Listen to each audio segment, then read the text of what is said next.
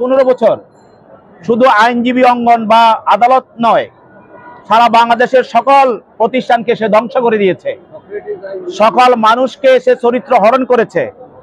এই সময়ে সে এই বাংলাদেশ সুপ্রিম কোর্ট এবং ঢাকা জজ কোর্ট সহ সারা বাংলাদেশে সকল আইন অঙ্গনেও সে কিছু তার অনুসারী এবং ফ্যাসিস্ট আইনজীবী সৃষ্টি করেছিল, এবং এই ফ্যাসিস্ট আইনজীবীরাও এই বিভিন্ন বারে এবং আইনজীবী সমিতিতে এবং আদালতে শেখ হাসিনার পক্ষে তারা ফ্যাসিজম চালিয়েছে, এবং শেখ হাসিনা যেভাবে সারা দেশ চালিয়েছে ওই সব আইনজীবীরাও এখানে একই কাজ করেছে।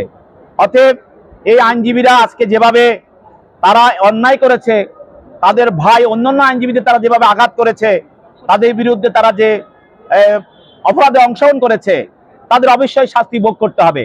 আর এই শাস্তির কারণে হয়তো দেশবাসীর কাছে এই আইনজীবীদের কারণে আমাদের আইনজীবীদের মান সম্মানের প্রশ্ন হয়ে দাঁড়িয়েছে। তবে জনগণ এবং দেশবাসী জানছে যে ফ্যাসিস্টের পক্ষে যে কাজ করেছে, 15 বছর মানুষের উপর জুলুম করেছে, সে আইনজীবী হোক, সাংবাদিক হোক, শিক্ষক হোক, রাজনীতিবিদ হোক, যে কোনো পেশার হোক, তাকে অবশ্যই অপরাধের শাস্তি ভোগ করতে হবে।